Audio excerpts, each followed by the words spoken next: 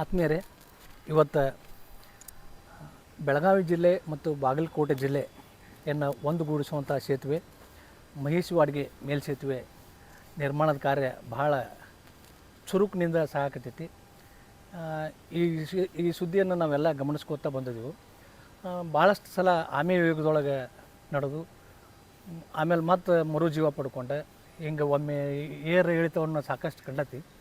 ಆದರೆ ಈ ಸೇತುವೆ ಪ್ರಾರಂಭ ಹೆಂಗಾತು, ಇದಕ್ಕೆ ಏನೇನು ಅಡೆತಡೆ ಆದವು, ಇದ್ರ ಬಗ್ಗೆ ನಾವು ಯಾರನ್ನಾದ್ರೂ ಕೇಳಬೇಕಂತಂದಾಗ ನಮಗೆ ತಟ್ಟನ್ನು ಹೊಳೆದಿದ್ದು ಡಾಕ್ಟರ್ ರವಿ ಜಮಖಂಡಿ ಅವರ ಹೆಸರು. ಯಾಕಂದ್ರೆ ಈ ಡಾಕ್ಟರ್ ರವಿ ಜಮಖಂಡಿ ಅವರು ಸೇತುವೆ ನಿರ್ಮಾಣದ ಪ್ರಾರಂಭಿಕ ಹಂತದಿಂದಲೂ ಇದರ ಜೊತೆಗಿದ್ದವರು. ಡಾಕ್ಟರ್ ರವಿ ಜಮಖಂಡಿ ಅವರ ನಮಸ್ಕಾರ. ನಮಸ್ಕಾರ ಸರ್.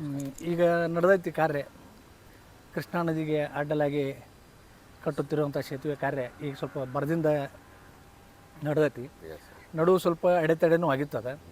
ಅದು ಯಾಕೆ ಅಡೆತಡೆ ಆಯ್ತು ಮತ್ತು ಈಗ ಶುರು ಆಗೈತಿ, ಮೂಲ ಹೆಂಗೆ ಶುರು ಆಯ್ತು, ಮೂಲ ಮತ್ತು ಇದು ಪ್ರೇರಣೆ ಯಾರಿಂದ ದೊರೀತು, ಇದು ಕಲ್ಪನೆ ಹೆಂಗೆ ಬಂತು ಅನ್ನೋದನ್ನು ಸ್ವಲ್ಪ ನಮ್ಮ ವೀಕ್ಷಕರಿಗೆ ಹೇಳ್ಕೊಡ್ಬೇಕಂತ ಕೇಳ್ಕೊಂಡು. ನಮಸ್ಕಾರ ಸರ್, ಒಳ್ಳೆಯ ಮಾತುಗಳನ್ನ ಆಡಿದ್ದೀರಿ. ನನ್ನ ಈ ವೇದಿಕೆಗೆ ಕರೆತಂದದ್ದಕ್ಕಾಗಿ ನಮ್ಮ ಸಮಸ್ತ ವೀಕ್ಷಕರ ಜೊತೆ ಒಂದು ಕನೆಕ್ಟಿವಿಟಿ ಕೊಟ್ಟದಕ್ಕಾಗಿ ತುಂಬ ತುಂಬ ಧನ್ಯವಾದಗಳು ಸರ್. ಎಲ್ಲ ವೀಕ್ಷಕರಿಗೂ ನನ್ನ ಅನಂತಪೂರ್ವಕ ನಮಸ್ಕಾರಗಳು. ನಾನು ಡಾಕ್ಟರ್ ರವಿ ಜಮಖಂಡಿ ಅಂಥೇಳಿ ಅರವಳಿಕೆ ತಜ್ಞ, ರಬಕವಿ ವನಟೆಯಲ್ಲಿ ತಾಲೂಕದಲ್ಲಿ ಕಳೆದ 25 ವರ್ಷದಿಂದ ಸರ್ವಿಸ್ ಕೊಡ್ತಾ ಇದ್ದೀನಿ.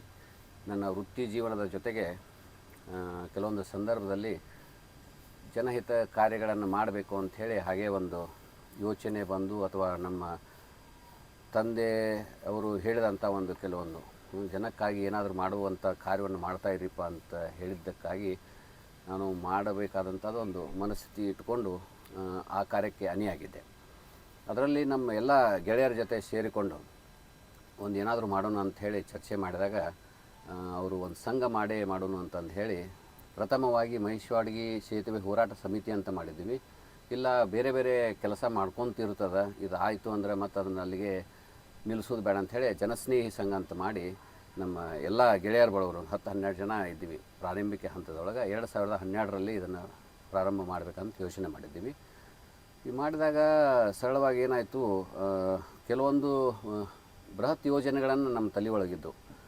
ಈ ಬೃಹತ್ ಯೋಜನೆಗಳನ್ನು ನಾವಷ್ಟೇ ಹೆಂಗೆ ಮಾಡೋಕ್ಕಾಗ್ತದೆ, ಅದಕ್ಕಾಗಿ ಯಾರೋ ಇದಕ್ಕೆ ಯಾವುದಾದ್ರೂ ಒಂದು ಸರ್ಕಾರ ಅಥವಾ ಜನಪ್ರತಿನಿಧಿ ಜೊತೆಗೆ ನಾವು ಹೋಗಬೇಕಾದ ಕಾರ್ಯ ಇರ್ತದೆ ಅಂಥೇಳಿ ಆಗಿನ ಸಂದರ್ಭದಲ್ಲಿ ಉಮಾಶ್ರೀ ಮೇಡಮ್ ಅವರಿಗೆ ಹೋಗಿ ನಾವೆಲ್ಲರೂ ಕೂಡಿ ಭೇಟಿಯಾಗಿವು. ನಾವು ಎಲ್ಲ ಯುವಜನರು ಕೂಡಿ, ಇಲ್ಲ ಮೇಡಮ್ ಇಂಥ ಕೆಲವೊಂದು ಕಾರ್ಯಗಳದಾವ, ಅವನ್ನ ನೀವು ಮಾಡಿದ್ರೆ ನಾವು ನಿಮ್ಮ ಜೊತೆ ಬೆಂಬಲಕ್ಕೆ ಇರ್ತೀವಿ, ಅವ್ನು ಮಾಡಲೇಬೇಕು ಅನ್ನೋಂಥ ಒಂದು ಪ್ರಸ್ತಾಪ ಮಾಡಿದ್ವಿ. ಆವಾಗ ಆಗಲಿ ಬನ್ನಿ ಎಲ್ಲರೂ, ನಾನು ಮಾಡೋದು ಅದಕ್ಕೆ ಜನಪ್ರತಿ ಅಂದರೆ ಜನಕಾರ್ಯನ ಇರ್ತದೆ, ಬನ್ನಿರಿ ಮಾಡಕ್ಕೆ ಕೊಡ್ತೀನಿ ಅಂತ ಹೇಳಿದ್ರು, ಆಶ್ವಾಸನೆ ಕೊಟ್ಟರು. ಆ ನಿಟ್ಟಿನಲ್ಲಿ ನಾವೆಲ್ಲರೂ ಕೂಡ್ಕೊಂಡು ಪ್ರಥಮವಾಗಿ ನಮಗೆ ಹೊಡೆದದ್ದು ಅಂದರೆ ಮಹೇಶವಾಡಿಗೆ ಸೇತುವೆನ ಅಂಥೇಳಿ. ಯಾಕಂದ್ರೆ ನಮ್ಮ ಊರಿಗೆ ಏನಾಗಿದೆ ಅಂದರೆ ಯಾವುದೂ ಕೆಲವೊಂದು ಊರಿಗೆ ಬೃಹತ್ತಾದ ಯೋಜನೆಗಳು ಬರಬೇಕಾತಂದ್ರೆ ಟ್ರೈನ್ ಸೌಕರ್ಯ ಇರ್ತದೆ ಮೂಲಭೂತವಾಗಿ, ಅಥವಾ ದೊಡ್ಡ ಹೆದ್ದಾರಿಗಳಿರ್ತಾವೆ, ಇಲ್ಲಾಂದರೆ ಯಾವುದೋ ಒಂದು ದೊಡ್ಡ ಪಿಲಿಗ್ರಮೇಜ್ ಸೆಂಟರ್ ಅಂತ ಐತಿಹಾಸಿಕ ಸ್ಥಾನಗಳಿರ್ತಾವೆ. ಈಗ ಹೆಂಗೆ ಬದಾಮಿ, ಐಹೊಳೆ ಪಟ್ಟದಕಲ್ಲು, ದೊಡ್ಡ ದೊಡ್ಡ ಮಂದಿರಗಳಿರ್ತಾವೆ, ಮಠ ಮಂದಿರಗಳಿರ್ತಾವೆ, ಕೀಟಗಳಿರ್ತಾವೆ. ಅಂಥದ್ದು ಯಾವುವು ಏನೋ ನಮ್ಗೆ ಗೊತ್ತಿಲ್ಲ. ಆ ಥರ ಯಾವುದೂ ಸಮೀಪದಲ್ಲಿ ಇಲ್ಲದರಿಂದ ನಮ್ಮೂರ ಸ್ವಲ್ಪ ಅದ್ರಾಗೆ ಕಡೆಗಣಿಸಲಾಗಿತ್ತು, ಏನೋ ಯಾರೂ ಜನ ಹೊರಗಿಂದ ಬರಲಾರಂಥ ಪರಿಸ್ಥಿತಿ ಇತ್ತೇನೋ ಅಂತಂದು ಹೇಳಿ ಇಲ್ಲೇ ನದಿ ಪಕ್ಕ 3 ಕಿಲೋಮೀಟರ್ದಲ್ಲಿ ನದಿ ಪಕ್ಕನ ಬೆಳಗಾವಿ ಜಿಲ್ಲೆ ಐತಿ, ನಾವು ಇಲ್ಲದೀವಿ. ಮೊದಲಿನಿಂದ ಕನೆಕ್ಟಿವಿಟಿ ಇತ್ತು. ಯಾವಾಗ ಹಿಪ್ಪರಿಗೆ ಬ್ಯಾರೇಜ್ ಆತಲ್ಲ, ಅದು ಬ್ಯಾರೇಜ್ ಮುನಿಗಿ ನಮಗೆ ಅವ್ರಿಗೆ ಒಂದು ಸಂಪರ್ಕನ ತಪ್ಪಿಬಿಡ್ತು. ಅಲ್ಲಿಂದ ತುಂಬ ರೈತರ ಉತ್ಪನ್ನಗಳು ಬರ್ತಿದ್ದು, ಮತ್ತು ಬೇರೆ ಬೇರೆ ಏನೋ ಇದಕ್ಕಾಗಿ ವ್ಯಾಪಾರಕ್ಕಾಗಿ ನಾವು ಅತನಿಗೆಲ್ಲ ಹೋಗ್ತಿದ್ದೀವಿ. ಅದಕ್ಕಾಗಿ ಅದು ತಪ್ಪಿದ ಮೇಲೆ ನಮ್ಗೆ ತಲೆಯೊಳಗೆ ಬಂತು. ಅದ್ರ ಜೊತೆ ಒಬ್ಬ ರೋಗಿನೂ ನಮ್ಮ ಗೆಳೆಯನ ಸಂಬಂಧಿಕರೊಬ್ಬರು ಹಾರ್ಟ್ ಅಟ್ಯಾಕ್ ಆಗೈತೆ, ಅವನಿಗೆ ಇಲ್ಲಿ ಬರೋಕ್ಕಾಗಲಿಲ್ಲ. ಯಾಕಂದ್ರೆ ರಾತ್ರಿ ಆಗಿತ್ತು, ದೋಣಿ ಇರಲಿಲ್ಲ, ಅತನಿಗೆ ಹೋಗ್ಬೇಕಾದ್ರೆ 18 ಕಿಲೋಮೀಟ್ರ್ ಹೋಗಬೇಕು. ಅವನದು ಪಾಪ ಅವರು ದುರ್ದೈವಶಾತ್ ವಿಧಿವಶರಾದರು. ಅವಾಗ ನಂಗೆ ತಲೆಗೆ ಬಂತು, ಇಷ್ಟು 3 ಕಿಲೋಮೀಟ್ರ್ನಾಗ ಇಷ್ಟು ಸುಸಜ್ಜಿತ ಆಸ್ಪತ್ರೆಗಳದಾವ, ಅಂಥದ್ದು ಜೀವವನ್ನು ಬದುಕಿಸ್ಬೋದಿತ್ತಲ್ಲ, ಇರುವಂಥ ಒಂದು ಜೀವ ಒಂದೇ ಸಲ ಬರುವಂಥವ್ರು ನಾವು ಇಲ್ಲಿ ಯಾಕೆ ಇದಾಯಿತು ಅಂಥೇಳಿ ಅಗದಿ ಬಲವಾಗಿ ಅದನ್ನು ತೆಗೆದುಕೊಂಡು ಪ್ರಪ್ರಥಮ ಬಾರಿವಾಗ ಅದನ್ನು ಒಂದು ಮನವಿ ಇಟ್ಟಿವಿ. ಅಮ್ಮಾರು ಅವಾಗ ಮಾಡಿಕೊಡ್ತಾನೆ ಅಂತ ಹೇಳಿ ಆಶ್ವಾಸನೆ ಕೊಟ್ಟರು. ಅವಾಗಿಂದ ಇದು ಕಾರ್ಯರೂಪಕ್ಕೆ ಬಂದು ಕನ್ಯಪ್ಪ ಹಾರುಗೇರಿ ಇದ್ದರು, ಒಂದು ಸಭಾಂಗಣ ನಡೆದಿತ್ತು. ಅವಾಗ ಹೋಗಿ ಮೇಡಮ್ ಅವ್ರ ಥ್ರೂ ಕೊಟ್ಟಿವಿ ಇದನ್ನು ಒಂದು ಮನವಿ. ಅದಕ್ಕೆ ಅವರು ಸಕಾರಾತ್ಮಕ ಸ್ಪಂದಿಸಿ ಮುಂದಿನ ದಿನಮಾನಗಳಲ್ಲಿ ಇದನ್ನು ನಾನು ಇಂಪ್ಲಿಮೆಂಟ್ ಮಾಡ್ತೀನಿ ಅಂತ ಹೇಳಿ ಆಶ್ವಾಸನೆ ಕೊಟ್ಟಿದ್ದರು. ಮುಂದೆ ಯಾವ ಹಂತ ಯಾವಾಗ ಪ್ರಾರಂಭ ಆತ್ರಿ ಇದು ಕಾರ್ಯ? ಇದು ಅನುಮೋದನೆ ಯಾವಾಗ ದೊರೀತು? ಇದು ನವಂಬರ್ 2013ರಲ್ಲಿ 22ನೇ ತಾರೀಕು ನನಗೆ ಅಂದಾಜು ಪ್ರಕಾರ ಅಮ್ಮವ್ರಿಗೆ ಮನವಿ ಕೊಟ್ಟಿವಿ. ಅದೇ ತಿಂಗಳಲ್ಲೇನು ಸೇಮ್ ನಮಗೆ DC ಅವ್ರಿಗೆ ಹೋಗಿ ಭೇಟಿಯಾಗಿನೂ ಕೊಟ್ಟಿದ್ದೀವಿ. ಒಂದು ಕಡತ ಅವ್ರಿಗೆ ಮನವಿ ಕೊಟ್ಟಿದ್ದೀವಿ. ಅವಾಗ ಮನೋಜ್ ಕುಮಾರ್ ಜೈನ್ ಅಂತಂತಿದ್ರು. ಅವರು ನೋಡಿ ಭಾಳ ಖುಷಿಪಟ್ಟರು. ಒಳ್ಳೆಯ ಯೋಜನೆ ಐತ್ರಿ, ನಾನು ಅನುಮೋದನೆ ಮಾಡ್ತೀನಿ ಅಂಥೇಳಿ ಅವರು ಅಸೆಸ್ಮೆಂಟ್ ಮಾಡಲಿಕ್ಕೆ ಅದು ಕಳಿಸ್ತೀನಿ ಅಂತಂದು ನನಗೆ ಅವಾಗೂ ಆಶ್ವಾಸನೆ ಕೊಟ್ಟರು. ಅದೇ ರೀತಿಯೂ ಅವ್ರು ನಡ್ಕೊಂಡ್ರು. ಒಂದೇ ತಿಂಗಳಲ್ಲಿ ಬಂದು ಅಲ್ಲಿ ಅವಾಗ ಕನೋಜಿ ಅಂಥೇಳಿ ಒಬ್ಬರು AW ಇದ್ದರು. ಅವ್ರು ಬಂದು ನನಗೆ ಫೋನ್ ಮಾಡಿ ಅವನ್ನೆಲ್ಲ ಫೋಟೋ ಕ್ಲಿಕ್ ಮಾಡಿಕೊಂಡು ಏನೇನು ಬೇಕು ಅನ್ನೋದು ಹೇಳಿ ವಿಸ್ತೃತ ವರದಿಯನ್ನು ಸಲ್ಲಿಸಕ್ಕೆ ಅವ್ರಿಗೆ ಹೇಳಿದ್ದಕ್ಕಾಗಿ ಅವ್ರು ಬಂದರು. ಸೇಮ್ ಟೈಮ್ ಮೇಡಮ್ಗೂ ಹೋಗಿ ಕೊಟ್ಟಿದ್ದೀವಿ. ಅವರು ಫೋನ್ ಮಾಡಿ ಹೇಳಿದರು. ಆ ಟೈಮ್ನಾಗ ಅದರ ಇಂಪ್ಲಿಮೆಂಟ್ ಆಗಿ 3 ತಿಂಗಳಲ್ಲಿ ಆ ಲಿಸ್ಟ್ ಒಳಗೆ ಬಂತು ನಮ್ಮದು bridge, Mahishwadi bridge, same time Dhavaleshwar bridge. So total ಇಡೀ ಕರ್ನಾಟಕದಾಗ 164 ಮೇಜರ್ ಬ್ರಿಡ್ಜ್ಗಳು, ಟೋಟಲ್ ಬ್ರಿಡ್ಜ್ಗಳು ಸ್ಯಾಂಕ್ಷನ್ ಆಗಬೇಕಾಗಿತ್ತು. ಅದಕ್ಕಾಗಿ ಇದಕ್ಕೊಂದು ಬೇರೆಯೇ ಪ್ಲ್ಯಾನ್ ಮಾಡೋಣ ಅಂತಂದು ಹೇಳಿ ಸರ್ಕಾರದಿಂದ ಒಂದು ನಿರ್ಣಯ ಬಂತು. ಬೇರೆ ಪ್ಲ್ಯಾನ್ ಅಂದರೆ ಒಂದು ಎಲ್ಲೇ ಬೇಕಾದ್ರೆ 2 ಬ್ರಿಡ್ಜ್ ಸ್ಯಾಂಕ್ಷನ್ ಮಾಡೋದು ಬೇಡ, ಇಡೀ 164 ಬ್ರಿಡ್ಜ್ಗಳನ್ನು ತೆಗೆದುಕೊಂಡು ಅದಕ್ಕೊಂದು ಬೇರೆಯೇ ಪ್ಲ್ಯಾನ್ ಮಾಡಿ, ಬೇರೆ ಅನುದಾನ ತೆಗೆದುಕೊಂಡು, ಬೇರೆ ಲೋನ್ ಮಾಡಿ ನಾಬಾರ್ಡ್ ಯೋಜನೆಯಿಂದ ಅಡಿಯಲ್ಲಿ ಇದನ್ನು ಸ್ಯಾಂಕ್ಷನ್ ಮಾಡಿಕೊಂಡ್ರು. ಏಪ್ರಿಲ್ 2014ರಲ್ಲಿ ಇದು ಲಿಸ್ಟ್ ಒಳಗೆ ಬಂತು. ಆ ಲಿಸ್ಟ್ ಕಾಪಿ ನನ್ನ ಕಡೆ ಇತ್ತು, ಕಳಿಸಿದ್ದಾರೆ ಅವರು. ಇದನ್ನಾಗಿದ್ದಾಗ ನಮಗೆ ಭಾಳ ಸಂತೋಷ ಆಗಿತ್ತು. ಈ ನಿಟ್ಟಿನಲ್ಲಿ ನಾನು ಕ್ಷೇತ್ರದ ಜನತೆಯ ಪರವಾಗಿ ಉಮಾಶ್ರೀ ತುಂಬು ಹೃದಯದಿಂದ ಎಲ್ಲರ ಪರವಾಗಿ ಕೃತಜ್ಞತೆಯನ್ನು ಸಲ್ಲಿಸ್ತೀನಿ. ಅದು ವಾಸ್ತವವಾಗಿ ಕಾರ್ಯಾರಂಭ ಯಾವಾಗ ಮಾಡಿದ್ರಿ? Yes sir. ಇದಾದಮೇಲೆ 2014-15ಕ್ಕೆ ನಿಮಗೆ ಗೊತ್ತಿದ್ದಂಗೆ ಫ್ಲಡ್ ಬಂತು ರೀ. ಫ್ಲಡ್ ಬಂದಾಗ ಎಲ್ಲ ಮತ್ತು ಕಾರ್ಯರೂಪಕ್ಕೆ ಬರುವಂಥ ಈ ಕಾಮಗಾರಿಗಳು ಎಲ್ಲ ನಿಂತುಬಿಟ್ಟು. ಇಲ್ಲ ಈ ಕೃಷ್ಣಾ ನದಿ ತಟದಲ್ಲಿರುವ ಎಲ್ಲ ಸೇತುವೆಗಳನ್ನು ಎಲ್ಲ ಕಾರ್ಯಾರಂಭನೂ 2 ವರ್ಷವರೆಗೆ ಪೂರ್ಣ ಆಗಲಿಲ್ಲ. ಸೇಮ್ ಟೈಮ್ 2013ರ ನಂತರ ಭೂ ಸ್ವಾಧೀನ ಇದು ಲಾ ಬಂತು ಒಂದು, ಅದು ಇಂಪ್ಲಿಮೆಂಟ್ ಆಗೋಕ್ಕೂ ಲೇಟ್ ಆಯಿತು.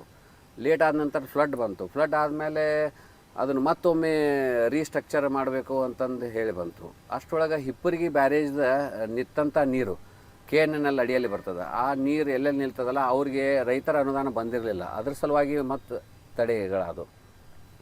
ಈ ಹಂತವಾಗಿ ಹಿಂಗೆ ಕೆಲವೊಂದು ತಾಂತ್ರಿಕ ತೊಂದರೆಗಳು ಮತ್ತು ಅಷ್ಟರೊಳಗೆ ಏನಾಗ್ಬಿಡ್ತು, ಅನ್ಸ್ಟೇಬಲ್ ಗೌರ್ಮೆಂಟ್ಸು ಮತ್ತು ಅಧಿಕಾರಿಗಳು ಸ್ವಲ್ಪ ಜಾಸ್ತಿ ಟ್ರಾನ್ಸ್ಫರ್ ಆಗೋದು, ಅಥವಾ ಕೆಲವೊಬ್ಬರು ಈ ಕಡೆ ಲಕ್ಷಣ ಕೊಡಲಿಲ್ಲ. ಸಾಕಷ್ಟು ಬಾರಿ ಹೋಗಿ ಭೇಟಿಯಾಗಿ ಅವ್ರ ಹೋಗಿ ಕೇಳಿದ್ರು ಹೆಚ್ಚಿನ ಮುತುವರ್ಜಿ ವಹಿಸಲಿಲ್ಲ. ಯಾಕಂದ್ರೆ 3-4 ಇಲಾಖೆಗಳು ಅಡಿಯಲ್ಲಿ ಬರೋ ಲೋಕೋಪಯೋಗಿ ಒಳ ಬಂದರು ಇಲಾಖೆಗಳು ಮತ್ತು ಇದು KRDACLದ ಕರ್ನಾಟಕ ರಸ್ತೆ ಅಭಿವೃದ್ಧಿ ಡಿಪಾರ್ಟ್ಮೆಂಟು, ಹಿಂಗೆ 4-5 ಇಲಾಖೆಗಳನ್ನು ಒಂದುಗೂಡಿಸಿ ಒಂದು ನಿರ್ಣಯಕ್ಕೆ ಬರೋಕೆ ಭಾಳ ತೊಂದರೆ ಆಗಕತ್ತಿತ್ತು. ಹಲವಾರು ಬಾರಿ ಇದನ್ನು ನಾವು ಒತ್ತಡವನ್ನು ಇಲ್ಲಿ ಇರುವಂಥ ಒಂದು 3-4 AC ಚೇಂಜ್ ಆಗಿ ಹೋದರು ಜಮಖಂಡಿನಿಂದ. ಎಲ್ಲರಿಗೂ ಹೋಗಿ ಹೇಳ್ತಾ ಇದ್ದೀವಿ. ಆ ನಿಟ್ಟಿನಲ್ಲಿ ಏನಾಯ್ತು, ರೈತರಿಗೆ ಸರಿಯಾಗಿ ಹಣ ಬರೋಂಗಿಲ್ಲ ಅನ್ನುವಂಥದ್ದೊಂದು ರೈತರಲ್ಲಿ ಅದು ಆತಂಕ ಆಯಿತು. ಯಾಕಂದರೆ ಹಿಪ್ಪರಿಗಿ ಬ್ಯಾರೇಜ್ ಹಿನ್ನೀರಿಂದ ಬಂದಿರಲಿಲ್ಲ ಇನ್ನೂ ಹಣ ಅವರಿಗೆ.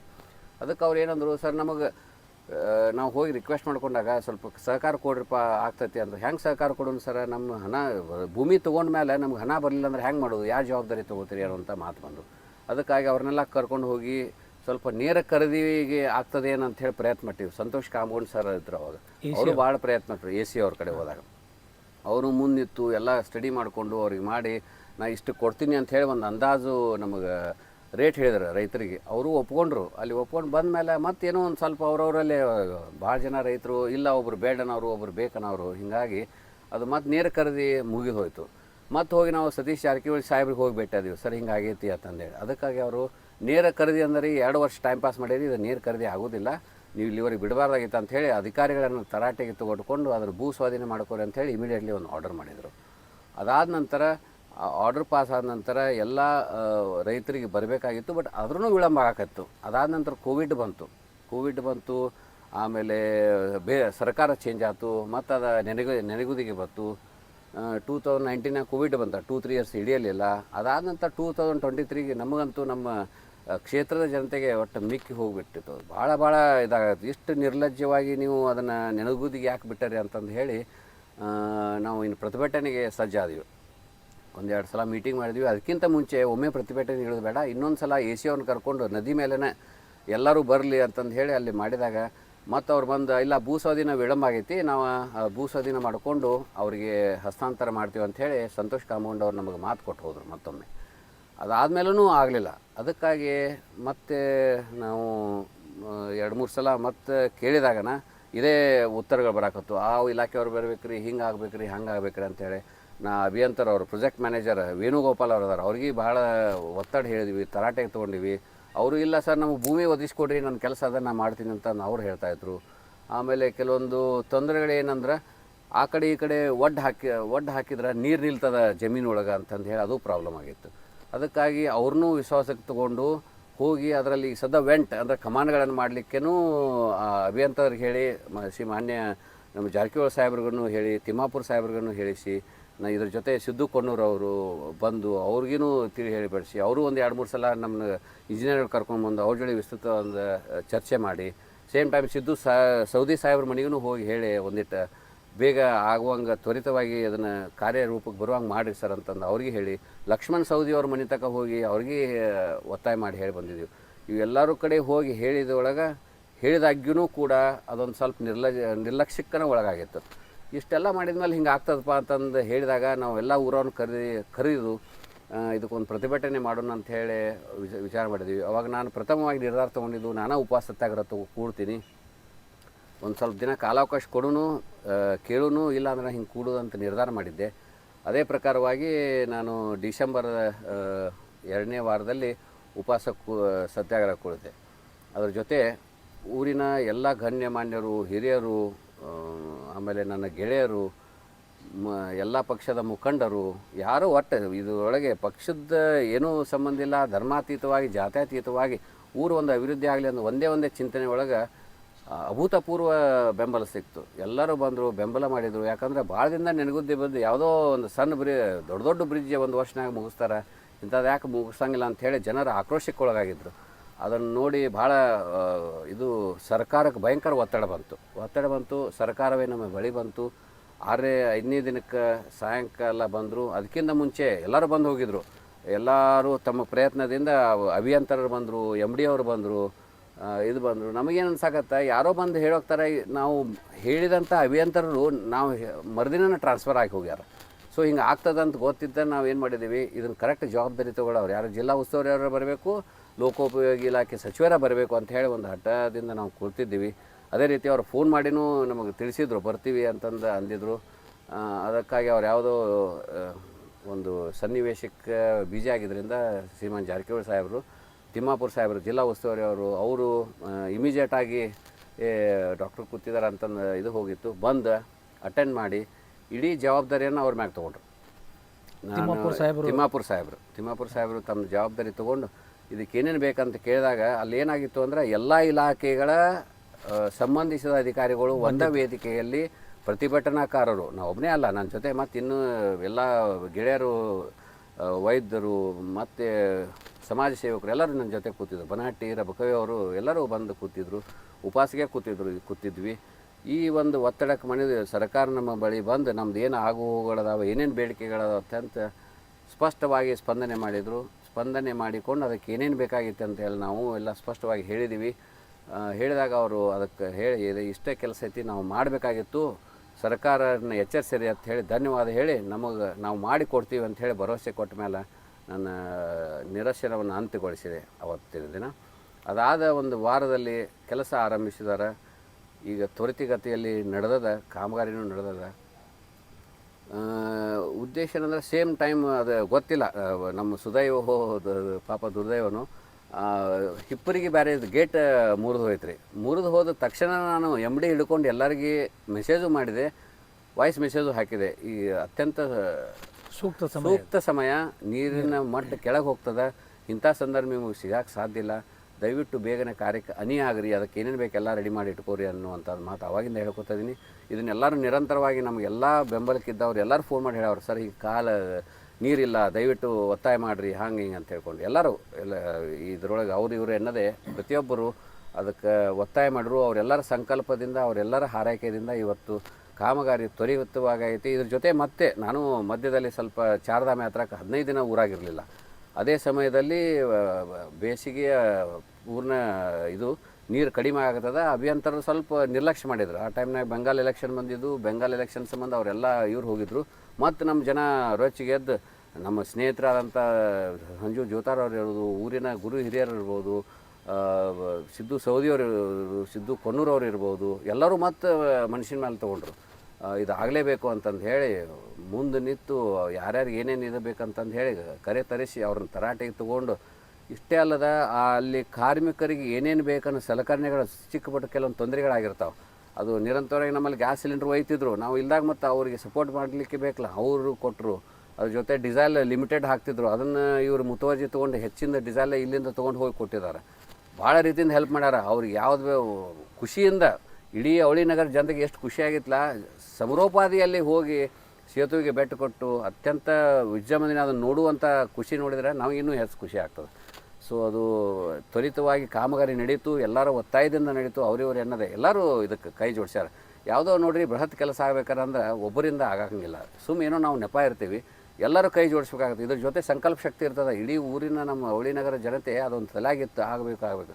ಇದೆಲ್ಲ ಅದೊಂದು ಶಕ್ತಿ ರೂಪದಲ್ಲಿ ಅಲ್ಲಿ ಬಂದು ಸುತ್ತಮುತ್ತಲಿನ ರೈತರು ಭಾಳ ನಮಗೆ ಸಪೋರ್ಟ್ ಮಾಡ್ಯಾರ. ಆ ಟೈಮ್ನಾಗ ಅವರು ಬೆಂಬಲ ಸೂಚಿಸಿದ್ರು, ಬಂದು ಮಾಡಿದ್ದಕ್ಕಾಗಿ ತ್ವರಿತಗತಿ ಒಳಗೆ ಕಾಮಗಾರಿ ನಡೆದೈತಿ. ಈ ನಿಟ್ಟಿನಲ್ಲಿ ಅದಕ್ಕೆ ಎಲ್ಲರೂ ಕೈ ಜೋಡಿಸಿದ್ದಕ್ಕಾಗಿ ನಾನು ಎಷ್ಟು ಹೇಳಿದ್ರು ಕಡಿಮೆ, ನನಗೆ ಪದ ಕಡಿಮೆ ಬೀಳ್ತಾವೇನೋ ಅನಿಸ್ತದೆ. ಇದು ಆಗಬೇಕಾದ್ರೆ ಎಲ್ಲರದು ಸಹಕಾರ ಇರ್ತದೆ. ಏನೋ ಸಣ್ಣ ಪುಟ್ಟ ತೊಂದರೆಗಳಾಗಿರ್ತಾವೆ, ಅದನ್ನು ಮುನ್ನಲ್ಲೇ ತರಲಾರ್ದ ನಾವೆಲ್ಲರೂ ಇದೇ ರೀತಿ ಒಗ್ಗಟ್ಟಿನಿಂದ ಮುಂದೆ ಹೋದೀವಿ ಅಂದ್ರೆ ಎಲ್ಲ ಕಾಮಗಾರಿಗಳನ್ನು ತ್ವರಿತಗತಿಯೊಳಗೆ ಆಗ್ತದೆ. ಇಂಥ ದೊಡ್ಡ ಬೃಹತ್ ಕಾಮಗಾರಿಗಳನ್ನು ರಾಜಕೀಯ ಮಾಡಲಾರ್ದೆ ಅಥವಾ ಯಾವುದೋ ಸಣ್ಣ ಪುಟ್ಟ ತೊಂದರೆಗಳನ್ನು ತಂದು ಅಲ್ಲಿ ಅಡ್ಡ ಆಗಲಾರ್ದಂಗೆ ನಾವೆಲ್ಲರೂ ಒಂದೇ ಮನಸ್ಥಿತಿಯಲ್ಲಿ ಮುಂದುವರೆದಿದ್ರೆ ನಮ್ಮ ಊರ ಭಾಳ ಅಭಿವೃದ್ಧಿ ಆಗ್ತದೆ ಅಂತ ಹೇಳಿ ಈ ವೇದಿಕೆಯಲ್ಲಿ ಹೇಳಕ್ಕೆ ಇಷ್ಟಪಡ್ತೀನಿ. ಈ ಸೇತುವೆ ನಿರ್ಮಾಣದಿಂದ ಏನೇನು ಲಾಭ ಐತ್ರಿ ಮತ್ತು ಏನೇನು ಅನುಕೂಲ ಆಗ್ಬೋದು ಜನತೆಗೆ? ಸರ್, ಇದು ಕೇವಲ 3 ಕಿಲೋಮೀಟ್ರಲ್ಲಿ ಇರುವಂಥದ್ದು ಸರ್ ರಬಕವಿ ಬನಹಟ್ಟಿ. ಇಡೀ ನಮ್ಮ ಜಮಖಂಡಿ ತಾಲೂಕು ಒಳಗೆ 5 ಪಟ್ಟಣಗಳಿದಾವೆ ಸರ್: ಜಮಖಂಡಿ, ರಬಕವಿ, ಬನಹಟ್ಟಿ, ಮಹಾಲಿಂಗಪುರ ಮತ್ತು ತೇರದಾಳ ಅನ್ನುವಂಥದ್ದು. ಸೊ ಇವು ಅತಿ ಸಮೀಪ ಇರೋದರಿಂದ ಮಹೇಶ್ವಾಡಿಗೆ ಮತ್ತು ಅಥಣಿಯ ಉತ್ತರ ಭಾಗದ ಒಂದು 15ರಿಂದ 20 ಹಳ್ಳಿಗಳು ನಮ್ಗೆ ಅತಿ ನೇರವಾಗಿ ಸಂಪರ್ಕ ಬರ್ತಾವೆ ಸರ್. ಸೊ ಅಲ್ಲಿ ಜನತೆಗೂ ಅನುಕೂಲ ಆಗ್ತದೆ. ಅಲ್ಲಿ ರೈತರ ಕಬ್ಬುಗಳನ್ನು ಅಥವಾ ಹೈನುಗಾರಿಕೆಯನ್ನು ಹೆಚ್ಚಿನ ಇದಕ್ಕೆ ಕೊಡಲಿಕ್ಕೆ ಅನುಕೂಲ ಆಗ್ತದೆ. ನಾವು ಮೊದಲಿನಾಗ ಮಹೇಶ್ವಾಡಿಗೆ ಬದನೆಕಾಯಿ ಅಂತಿದ್ವಿ, ಮಹೇಶ್ವಾಡಿಗೆ ಹಾಲು ಅಂತಿದ್ವಿ. ಅಲ್ಲಿದಾದ ಒಂದು ವಿಶಿಷ್ಟ ಐತ್ರಿ ಸರ್. ಅಲ್ಲಿ ಒಂದು ಫಲವತ್ತಾದ ಭೂಮಿ ಏನೋ ಗೊತ್ತಿಲ್ಲ, ಕೃಷ್ಣಾ ನದಿಯ ಆಶೀರ್ವಾದ ಏನೋ ಗೊತ್ತಿಲ್ಲ. ಅಲ್ಲಿ ಹಣ್ಣು ಹಂಪಲು ಮತ್ತು ಇದೇನು ವೆಜಿಟೇಬಲ್ಸ್ ಇದೆಲ್ಲ ಭಾಳ ಉತ್ಕೃಷ್ಟವಾಗಿರ್ತಾವಂಥದ್ದು. ಆ ರೈತರಿಗೂ ಅನುಕೂಲ ಆಗ್ತದೆ. ನಾವು ವ್ಯಾಪಾರಕ್ಕಾಗಿ ಆ ಕಡೆ ಅಥಣಿಗೆ ಹೋಗೋಕ್ಕೂ ನಮಗೂ ಅನುಕೂಲ ಆಗ್ತದೆ, ಅಥಣಿಗೆ ಹೋಗೋಕ್ಕೂ ಅನುಕೂಲ ಆಗ್ತದೆ. ಅದ್ರ ಜೊತೆಗೆ ಅಥಣಿ ಮೇಲಿಂದ ಮಿರಾಜ್ ಮಹಾರಾಷ್ಟ್ರ ಕನೆಕ್ಟಿವಿಟಿ ಭಾಳ ಈಸಿ ಆಗ್ತದೆ. ಆಮೇಲೆ ಅದ್ರ ಜೊತೆಗೆ ಕೆಲವೊಂದು ಇನ್ನೊಂದು ಇದನ್ನಾಗಿತ್ತು. ಈ ದಾಲ್ಮಿಯಾದಿಂದ ಒಂದು ಟ್ರಕ್ ಲೋಡ್ ಹೋಗ್ತೈತೆ ರೀ ಸಿಮೆಂಟದು. ಅಲ್ಲಿ ತೇರದಾಳದಲ್ಲಿ ಕರ್ವಿಂಗ್ ಭಾಳ ಇರೋದ್ರಿಂದ ಅಲ್ಲಿ ಪಾಸ್ ಆಗಲಾರ್ದಕ್ಕಾಗಿ ಈ ಕಡೆಯಿಂದ ರೂಟ್ ಬಂದ್ ಮಾಡಿ ಬೇರೆ ಕಡೆಯಿಂದ ಹೋಗ್ತಾಯಿದ್ರು. ಸೊ ಇಂಥವು ನಮ್ಮಲ್ಲಿಂದ ಡಿಸ್ಕನೆಕ್ಟ್ ಆಗಿ ಹೋಗ್ತಾವೆ. ಕೆಲ ವೃದ್ಧಿ ಆಗುವಂಥದ್ದು ದೂರ ಸರಿತಾವೆ. ಅದ್ರ ಸಲುವಾಗಿ ಇದು ಸಮೀಪ ಆಗ್ತದೆ ಮತ್ತು ರೋಡು ದೊಡ್ಡದಾಗೋದ್ರಿಂದ ಈಸಿ ಆಗ್ತದೆ ಅಂಥೇಳಿ ಅದೊಂದು ಉದ್ದೇಶ. ಇಲ್ಲಿ 12 ಸಕ್ಕರೆ ಕಾರ್ಖಾನೆಗಳು, ಒಂದು 5 ಸಿಮೆಂಟ್ ಫ್ಯಾಕ್ಟ್ರಿಗಳಿರೋದ್ರಿಂದ ಅದರದ್ದು ಲೋಡ್ ಆ ಕಡೆ ಹೋಗ್ತಾವೆ. ಅಲ್ಲಿ ರೈತರು ಈ ಕಡೆ ಕಬ್ಬು ತರುವಂಥದ್ದು ಆಗ್ತದೆ, ಇಲ್ಲಿ ರೈತರು ಆ ಕಡೆ ಕಬ್ಬು ಒಯ್ಯುವಂಥದ್ದು ಆಗ್ತದೆ. ಸೊ ಈ ಇಬ್ಬರಿಗೆ ಎರಡೂ ತಾಲೂಕುಗಳಿಗೂ ಅನುಕೂಲ ಐತಿ. ಹೆಚ್ಚಿನದಾಗಿ ನಮ್ಮ ಅವಳಿ ನಗರಿಗಂತೂ ಭಾಳ ಐತಿ. ಯಾಕಂದರೆ ಸಮೀಪದಲ್ಲಿ ಇರೋದ್ರಿಂದ ಮುಂಜಾನೆ ಎದ್ದು ರೈತರು ವ್ಯಾಪಾರಕ್ಕಾಗಿ ವ್ಯವಹಾರಕ್ಕಾಗಿ ಇಲ್ಲಿ ಬರುವಂಥದ್ದು ಆಗ್ತದೆ. ಕಾರ್ಮಿಕರಿಗೆ ಒಂದು ಸ್ಕೂಲ್ಗಳು ಭಾಳ ಅದಾವೆ, ಶೈಕ್ಷಣಿಕವಾಗಿಯೂ ಬೆಳೀತದೆ, ಆರ್ಥಿಕತೆ ಹೆಚ್ಚಾಗ್ತದೆ. ಆಮೇಲೆ ಇದು ಔದ್ಯೋಗಿಕ ರಂಗದಲ್ಲಿನೂ ಹೆಚ್ಚಿನ ಇದಾಗ್ತದೆ, ನೇಕಾರಿಕೆಗೂ ಹೆಚ್ಚು ಅನುಕೂಲ ಆಗ್ಬೋದು. ಇದ್ರ ಜೊತೆಗೆ ಇನ್ನೊಂದು ಮೇನ್ ಅಂದ್ರೆ ನಮ್ಮ ಟ್ರೈನ್ ಇಲ್ಲೇ ಆಗೋದು. ರಬಕವಿಯಿಂದ ಯರಗಟ್ಟಿ ನಡು ಇದು ಆಗ್ತಾಯಿದೆ, ಸ್ಟೇಷನ್ ಆಗ್ತಾಯಿದೆ. ಅಲ್ಲಿ ಅರ್ಧ ಭಾಗದ ಜನ ಮೋಸ್ಟ್ಲಿ ಅಥಣಿ ತಾಲೂಕಿನ ಹೆಚ್ಚಿನ ಜನನೇ ಆ ಬ್ರಿಡ್ಜ್ ಮೇಲೆ ಹಾದಿ ಇಲ್ಲಿ ಟ್ರೈನ್ ಹಿಡ್ಲಾಕೆ ಬರ್ಬೋದು. ನಾಳೆ ಎಲ್ಲ ಕಡೆ ಕನೆಕ್ಟಿವಿಟಿ ಆಗುತ್ತೆ. ಇಡೀ ರಾಜ್ಯಕ್ಕೆ ಕನೆಕ್ಟಿವಿಟಿ ಕೊಡುವಂಥದ್ದು, ಬೇರೆ ಬೇರೆ ತೀರ್ಥ ಸ್ಥಳಗಳಿಗೆ ಕನೆಕ್ಟಿವಿಟಿ ಕೊಡುವಂಥ ಕುಡಚಿ ಬಾಗಲಕೋಟೆ ಟ್ರೈನಿಗೆ ಎಲ್ಲರೂ ಬರೋದರಿಂದ ಇನ್ನೂ ಹೆಚ್ಚಿನ ಸಂಖ್ಯೆಯಲ್ಲಿ ಜನ ಓಡಾಡ್ತಾರೆ ಅಂಥೇಳಿ ಒಂದು ನಂಬಿಕೆಯಿಂದ, ಅದರ ಜೊತೆಗೆ ಎಲ್ಲ ರೀತಿಯಿಂದನೂ ಪರಿಪೂರ್ಣವಾಗಿ ಅಭಿವೃದ್ಧಿ ಆಗ್ತಾವ ನಮ್ಮ ಅವಳಿ ನಗರಗಳಂಥೇಳಿ ಒಂದು ಉದ್ದೇಶದಿಂದ ಮಾಡಿದ್ದು. ಇದು ಇನ್ನೂ ಎಷ್ಟು ದಿವಸ ಹೋಗ್ಬೋದು ಅಂತೀರಿ ಇದು ಈ ಬ್ರಿಡ್ಜ್ ಕಾಮಗಾರಿ ಮುಗಿಲಿಕ್ಕೆ? ಓಕೆ ಒಳ್ಳೆಯ ಪ್ರಶ್ನೆ. ಎಲ್ಲರೂ ಸಹಕಾರದಿಂದ ತ್ವರಿತವಾಗಿ ಕಾಮಗಾರಿ ಚುರುಕುಗೊಳಿಸಿವಿ. ಇದೇ ನಿಟ್ಟಿನಲ್ಲಿ ಇದೇ ರೀತಿ ನಡೀತು ಅಂದರೆ 5 ತಿಂಗಳೊಳಗೆ ಮುಗಿತೈತಿ ಅಂಥೇಳಿ ಅವರು ವೇಣುಗೋಪಾಲ್ ಅವರು ನಮಗೆ ಪ್ರಾಮಿಸ್ ಮಾಡಿದ್ದಾರೆ, ಮುಗಿಸ್ಕೊಡ್ತೀವಿ ಅಂತೇಳಿ. 5 ರಿಂದ 6 ತಿಂಗಳು ಆಗ್ಬೋದು. ಅಂದರೆ ವಾತಾವರಣ ಆಯಿತು ಅಥವಾ ಇನ್ನಿತರ ಟೆಕ್ನಿಕಲ್ ಪ್ರಾಬ್ಲಮ್ಸ್ ಬಿಟ್ಟರೆ 5 ತಿಂಗಳೊಳಗೆ ಗ್ಯಾರಂಟಿ ಮುಗಿತೈತೆ ಅಂತ ಅವ್ರು ಹೇಳಿದ್ದಾರೆ. ಈಗ ಈ ಪಿಲ್ಲರ್ 7ನೇ ಪಿಲ್ಲರ್ ಒಂದು ಪ್ರಾಬ್ಲಮ್ ಆಗೈತೈತಿ ಅಂತಿದ್ರು. ನೀರು ಕಡಿಮೆ ಇರೋದ್ರಿಂದ 7ನೇ ಪಿಲ್ಲರ್ ಈಗ ಮ್ಯಾಲೆ ಬಂದೈತ್ರಿ. ಹೌದ್ರಿ. ಈಗ ನೀರು ಬಂದರೆ ಮುಂದೆ ಏನು ಕೆಲಸ ಮಾಡೋಕ್ಕೆ ತೊಂದರೆ ಆಗಲಿಕ್ಕಿಲ್ಲಲ್ಲ ಅಥವಾ ಏನು ಮತ್ತೆ ಆಗ್ಬೋದು? ಇಲ್ಲ ಅದರದ್ದು ಪ್ಲ್ಯಾನ್ ಹಾಕೊಂಡು ಕುಂತಿದ್ದಾರೆ ಅವರು. ಇದು 7ನೇ ಪಿಲ್ಲರ್ದು ಇನ್ನು 2 ರಿಂಗ್ ಸೈಡು ಅವು ಸಿಮೆಂಟದ್ದು ಸ್ಟ್ರಕ್ಚರ್ ಮುಗಿದು ಅಂತಂದ್ರೆ ಎಷ್ಟೋ ನೀರು ಬಂದರೂ ಏನು ತೊಂದರೆ ಆಗೋದಿಲ್ಲ ಅಂತ ಹೇಳಿದ್ದಾರೆ. ಇನ್ನು 18 ಟೈಮ್ ಅವ್ರು ಹಾಕಬೇಕಾಗ್ತದೆ. ಸೊ ಇದಕ್ಕೆ ಮಿನಿಮಮ್ 4 ದಿನ ಟೈಮ್ ಬೇಕು ರೀ. ಅವೆಲ್ಲ ಮುಗಿದ ನಂತರ ಇಲ್ಲಿ ಇರುವಂಥ ಈ ಒಡ್ಡನ್ನು ಮತ್ತೆ ಲೆವೆಲಿಂಗ್ ಮಾಡಿಕೊಂಡು ಅದ್ರ ಮೇಲೆ ಅವರು ಅದು ಸಪೋರ್ಟ್ ಕಟ್ಕೊಂಡು ಮ್ಯಾಗಿನ ಶೋಲ್ಡ್ರ್ ಕಟ್ಕೋಬೇಕು ರೀ ಎಲ್ಲ ಇದಕ್ಕಂತ ಹೇಳಿ ಅದಕ್ಕೂ ಪ್ಲ್ಯಾನ್ ಹಾಕೊಂಡು ಕೂತಿದ್ದಾರೆ. ಅದನ್ನು ತರಿಸ್ಕೊಂಡು ಈಗಾಗಲೇ ನಂಗೆ ಹೇಳಿದ್ದಾರೆ ರೀ. ಸಪೋರ್ಟ್ ಕೆಳಗಡೆ ಸಪೋರ್ಟ್ ಮಾಡ್ಕೊಳಕತ್ತೀವಿ ರೀ ಸರ್ ಅಂತ ಒಂದು ಮಾಹಿತಿ ಐತೆ ರೀ. ಅದಕ್ಕೆ ಇದು ಅದೇ ಅತಿಯಾಗಿ ಹೆಚ್ಚಿನ ನೀರು ಬಂದರೆ ಮತ್ತದು ಸ್ವಲ್ಪ ತೊಂದರೆ ಆಗ್ಬೋದೇನೋ ಅಂತಂದೈತಿ. ಆದರೆ ಮನ್ಸೂನ್ ನೋಡಿದ್ರೆ ಮಳೆ ಅದು ನೋಡಿದ್ರೆ ಸ್ವಲ್ಪ ಏನೋ ನಮ್ಮ ಫೇವರ್ ಲಕ್ ಐತಿ ಈ ಸಲ ಅಂತ ಅನಿಸ್ತದೆ ಸರ್. ಈಗ ಇಷ್ಟಕ್ಕೆ ಮುಗಿಲಿಲ್ಲ ಸರ್ ಇದು. ಇನ್ನೊಂದು ಏನಾಗಿದೆ ಅಂದ್ರೆ ರೀ, ಇದು ಬರೀ ಬ್ರಿಡ್ಜ್ ಆಯಿತು, ಅದು ಭಾರಿ ವಾಹನಗಳು ಅಡ್ಡಾಡ್ಬೇಕಂತಂದ್ರೆ ನಮಗೆ ರಸ್ತೆ ಅಗಲೀಕರಣ ಬೇಕಾಗ್ತದೆ, ಅಪ್ರೋಚಿಂಗ್ ರೋಡ್ ಚಲೋ ಆಗಬೇಕಾಗ್ತದೆ. ಸೊ ಇನ್ನೂ ಇದು ಹೆಚ್ಚಿನ ಟೈಮ್ ತೊಗೋಬೋದೇನೋ ಆ ನಿಟ್ಟಿನಲ್ಲಿ ಅಂತ ಐತಿ. ಇದು ಬರೀ ಬ್ರಿಡ್ಜಿಗೆ ಸಂಬಂಧಿಸಿದ ವಿಷಯ ಆಯಿತು. ಇನ್ನು ಆ ಬ್ರಿಡ್ಜಿಗೆ ಅಪ್ರೋಚ್ ಮಾಡುವಂಥ ರೋಡ್ಗಳನ್ನು ಇವರು ಸರಿಯಾಗಿ ಬೇಗನೆ ಸರ್ಕಾರ ಕೈಗೆತ್ತಿಕೊಂಡು ಮಾಡಬೇಕಂತ ಹೇಳಿ ಈ ಮೂಲಕ ಅವರಿಗೆ ಒತ್ತಾಯ ಮಾಡ್ತೀನಿ. ಮತ್ತು ಹೋರಾಟಕ್ಕೆ ನಮ್ಮನ್ನು ಅಣಿಗೊಳಿಸ್ಬೇಡ್ರಿ, ದಯವಿಟ್ಟು ಇದೊಂದು ಕಾಮಗಾರಿಯನ್ನು ಬೇಗ ತ್ವರಿತವಾಗಿ ಪರಿಪೂರ್ಣವಾಗಿ ಮಾಡಿಕೊಡ್ಬೇಕಂತೇಳಿ ಈ ನಿಟ್ಟಿನಲ್ಲಿ ಕೇಳ್ಕೊತೀನಿ. ಅಕಸ್ಮಾತ್ ಈ ಕಾರ್ಯ ವಿಳಂಬ ಆತಂದ್ರೆ ಮತ್ತು ನೀವು ಹೋರಾಟಕ್ಕೆ ಇಳಿತೀವಿ? ಸತ್ಯವಾಗಿ ಸರ್, ಇದರೊಳಗೆ ಏನು ಎರಡೇ ಮಾತೇ ಇಲ್ಲ. ಅದು ಪರಿಪೂರ್ಣ ಆಗುವವರಿಗೆ ನಾವು ಬೆನ್ನು ಹತ್ತತೀವಿ, ಅದನ್ನು ಮುಗಿಸ್ಬೇಕಂತೇಳಿ ಒತ್ತಾಯನ ಹೇಳ್ತೀವಿ. ವಿಳಂಬ ಆದಲ್ಲಿ ನಾವು ಮತ್ತು ಇದಕ್ಕಿಂತ ಉಗ್ರ ಸ್ವರೂಪದ ಹೋರಾಟವನ್ನು ಮಾಡಲಿಕ್ಕೆ ಹಿಂಜರಿಯೋದಿಲ್ಲ. ಮತ್ತು ರಾಜಕೀಯ ಪಕ್ಷದೊಳಗೆ ಅದು ಅಥವಾ ಚುನಾವಣೆಗೆ ನಿಲ್ಲುವುದು ಹಿಂಗೇನಾರು ನಿಮ್ಮ ತಲೆಯೊಳಗೆ ಏನಾದ್ರು ವಿಚಾರ ಆಯಿತು ಅಥವಾ? ಇಲ್ಲ ಸರ್, ಏನಿಲ್ಲ. ಸಹಜವಾಗಿ ಒಳ್ಳೆ ಇದು ಸಹಜವಾಗಿ ಎಲ್ಲರೂ ಕೇಳ್ತಾ ಇರ್ತಾರೆ. ನನಗಂತೂ ಆ ನಿಟ್ಟಿನಲ್ಲಿ ನಾವು ವಿಚಾರ ಮಾಡಿಲ್ಲ, ಇನ್ನೂವರೆಗೆ ಅದ್ರ ಬಗ್ಗೆ ಆಸಕ್ತಿನೂ ಇಲ್ಲ, ಆ ರೀತಿ ಏನಿಲ್ಲ. ಆದರೆ ಎಲ್ಲರೂ ಹೇಳ್ತಾರಲ್ಲ, ಅವಾಗ ನಾವು ಖುಷಿ ಆಗ್ತದೆ ನಮಗೆ. ಏನಪ್ಪ ಮುಂದಿನ ಎಲೆಕ್ಷನ್ ನಿಂದ್ರವ ನಿಲ್ಲು.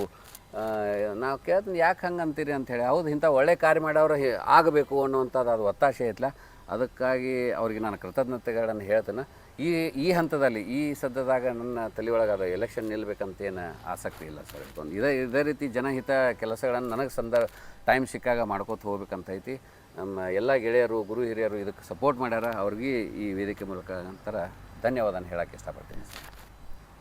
ನೀವು ಯಾವುದೇ ಸಾರ್ವಜನಿಕ ಕೆಲಸಕ್ಕೆ ಕರೆದ್ರೂ ನೀವು ಹೋರಾಟಕ್ಕೆ ಸಿದ್ಧರಿದ್ದೀರಿ? ಸಹಜವಾಗಿ ಸರ್. ಅದು ಒಳ್ಳೆ ಎಲ್ಲ ಜನಹಿತ ಕಾರ್ಯ ಇತ್ತಂದರೆ ನಾವು ಮುಂದೆ ಹೋಗಿ ನಾವು ಹೋರಾಟವನ್ನು ಮಾಡ್ತೀವಿ ಸರ್. ಆದರೆ ಚುನಾವಣೆಗೆ ಅದು ನಿಲ್ಲುವುದು ಇಂಥ ಏನು ಯೋಚನೆ ಇಲ್ಲ, ಏನು ಯೋಚನೆ ಇಲ್ಲ ಸರ್. ಇಲ್ಲ ಸರ್, ನೀವು ಯಾವುದೇ ಪಕ್ಷ ಇದ್ರೂ? ಇಲ್ಲ ಯಾವುದೂ ಇಲ್ಲ ರೀ. ನಾನೊಬ್ಬ ಕಾಂಗ್ರೆಸ್ ಕಾರ್ಯಕರ್ತ, ಸಾಮಾನ್ಯ ಕಾರ್ಯಕರ್ತ ಅಂತ ಅಷ್ಟೇ ಹೇಳೋಕ್ಕೆ ಇಷ್ಟಪಡ್ತೀನಿ. ಬಟ್ ಚುನಾವಣೆಯ ಬಗ್ಗೆ ಇದ್ರ ಬಗ್ಗೆ ಏನು ತಲೆಯಲ್ಲಿ ಇಲ್ಲ ಸರ್. ಸರಿ, ಆತ್ಮೀಯರೇ, ಇಷ್ಟೊತ್ತನಕ ಆತ್ಮೀಯರೇ, ಇಷ್ಟೊತ್ತನ ನಾವು ಡಾಕ್ಟರ್ ರವಿ ಜಮಖಂಡಿ ಅವರ ಮನದಾಳದ ಮಾತುಗಳನ್ನು ಕೇಳಿದೆವು. ಅವರು ಯಾವುದೋ ಚುನಾವಣೆಗೆ ನಿಲ್ಲಬೇಕನ್ನುವಂಥ ಆಲೋಚನೆಯೂ ಇಲ್ಲ. ಸಾರ್ವಜನಿಕರಿಗೆ ಒಳ್ಳೆಯದಾಗುವಂಗಿತ್ತಂದ್ರೆ ನಾ ಯಾವಾಗಲೂ ಹೋರಾಟಕ್ಕೆ ಮುಂದಿರ್ತನೋ ಅನ್ನೋ ಮಾತನ್ನು ಹೇಳ್ಯಾರ. ಆ ನಿಟ್ಟಿನೊಳಗೆ ಇನ್ನೂ ಸಾಕಷ್ಟು ಕೆಲಸಗಳು ಆಗಬೇಕಾಗೈತಿ. ರೊಕ್ಕಬನೊಟ್ಟಿಯೊಳಗೆ ಒಂದೇ ಅಲ್ಲ, ಸಾಕಷ್ಟು ಕೆಲಸಗಳದಾವ. ಅಂಥ ಎಲ್ಲ ಕೆಲಸಗಳಿಗೂ ಸಹಿತ ಸಾರ್ವಜನಿಕ ಹಿತದೃಷ್ಟಿ, ವೈಯಕ್ತಿಕ ನನ್ನ ಕೆಲಸ ಅಲ್ಲ, ವೈಯಕ್ತಿಕ ಯಾರ್ದೋ ಒಬ್ಬರ ಕೆಲಸ ಅಲ್ಲ, ಎಲ್ಲರಿಗೂ ಅನುಕೂಲ ಆಗುವಂಥ ಕೆಲಸಗಳಿದ್ರೆ ಎಲ್ಲದಕ್ಕೂ ನಾನು ನಿಲ್ತನು, ಬೆನ್ನೆಲುಬಾಗಿ ನಿಲ್ತನು. ಆಮೇಲೆ ಎಲ್ಲ ಸಾರ್ವಜನಿಕರು ಆಮೇಲೆ ಅವರ ಗೆಳೆಯರ ಟೀಮ್ ಎಲ್ಲರೂ ನಾವು ಸಹಾಯ ಮಾಡ್ತೀವಿ ಅಂತಾರೆ. ಇಂಥವರ ಸಹಕಾರವನ್ನು ನಾವು ರಬಕವಿ ಬನಟ್ಟಿಯ ಜನತೆ ಇವ್ರ ಸಹಕಾರನ ಪಡೆದ ನಾವು ನಮ್ಮ ಮುಂದಿನ ದಿನಗಳೊಳಗೆ ಊರ ಅಭಿವೃದ್ಧಿಗಾಗಿ ಏನೇನು ಕೆಲಸ ಬೇಕು ಅಂಥ ಕೆಲಸಗಳನ್ನೆಲ್ಲ ಮಾಡೋಣ ಅಂಥ ಶಕ್ತಿ ಅವರಲ್ಲಿ ಕೊಡಲಿ. ಈ ಹುರಿದುಂಬಿಸುವಂಥ ಕೆಲಸ ಮಾಡೋಣ. ಅವರ ಈಗೇನು ಜನಸ್ನೇಹಿ ಸಂಘ ಅಂತ ಏನು ಮಾಡ್ಕೊಂಡಾರ, ಆ ಸಂಘದ ಮುಖಾಂತರ ಅವರು ಯಾವತ್ತೂ ಹೋರಾಟದ ಮುಂಚೂಣಿಯಲ್ಲಿರ್ತಾರೆ. ನಾವು ಕರೆದ್ರೆ ನಾವು ಒಂದು ಊರು ಒಳ್ಳೆಯದಕ್ಕಾಗಿ ಇಂಥ ಕೆಲಸ ಮಾಡ್ಬೇಕಂತಂದ್ರೆ ಅವ್ರು ಮಾಡೋಕ್ಕೆ ತಯಾರಿದ್ದಾರೆ. ಆ ನಿಟ್ಟಿನೊಳಗೆ ನನ್ನ ತಿಳಿದು ಕೆಲವೊಂದು ಯೋಚನೆಗಳು ಊರಾಗ ಇಂಥದ್ದು ಆಗ್ಬೇಕ್ರಿ ಅಂತೇಳಿ ಆ ನಿಟ್ಟಿನೊಳಗೆ ಅವ್ರನ್ನ ಮತ್ತೊಂದು ಸಂದರ್ಭದೊಳಗೆ ಅವ್ರಿಗೆ ವಿಷಯಗಳನ್ನು ಹೇಳಿ ಅವರಿಂದ ನಮ್ಮಿಂದ ಆಗ್ಲಾರಂಥ ಕೆಲಸಗಳನ್ನು ಅವರಿಂದ ನಾವು ಮಾಡ್ಕೊಳ್ಳೋಣ. ಅವರಿಂದ ಆಗ್ಲಾರಂಥ ಮತ್ತು ಅವ್ರಿಗೆ ಟೀಮ್ ಐತಿ, ಅವ್ರ ಗೆಳೆಯರ ಬಳಗದಾರ, ಸಾಕಷ್ಟು ಚೈನ್ ಐತಿ ಅವ್ರದ್ದು. ಆ ಚೈನ್ ಮೂಲಕ ನಾವೆಲ್ಲರೂ ಅಭಿವೃದ್ಧಿ ಹೊಂದೋಣ ಅಂಥೇಳಿ ಇಲ್ಲಿವರೆಗೆ ನಮಗೆ ಸಂದರ್ಶನ ಕೊಟ್ಟಿದ್ದಕ್ಕಾಗಿ ಡಾಕ್ಟರ್ ರವಿ ಜಮಖಂಡಿ ಅವರಿಗೆ ನಮಸ್ಕಾರ ಹೇಳ್ತೀನಿ. ನಮಸ್ಕಾರ. ದಯಮಾಡಿ ಈ ಸಂದರ್ಶನವನ್ನು ನೋಡಿ ನಿಮಗೆ ಮೆಚ್ಚುಗೆ ಆದರೆ ಲೈಕ್ ಮಾಡಿರಿ. ಹಂಗೆ ಈ ಹೆಚ್ಚಿನ ಮಾಹಿತಿ ಮತ್ತೊಬ್ಬರಿಗೆ ನಿಮ್ಮ ಗೆಳೆಯರಿಗೆ ತಿಳ್ಸೋಕೆ ಶೇರ್ ಮಾಡಿರಿ. ನಮ್ಮ ಚಾನಲ್ಗೆ ಸಬ್ಸ್ಕ್ರೈಬ್ ಆಗಿರಿ ಅಂಥೇಳಿ ಹೇಳ್ತಾನೆ. ಧನ್ಯವಾದಗಳು. ನಮಸ್ಕಾರ.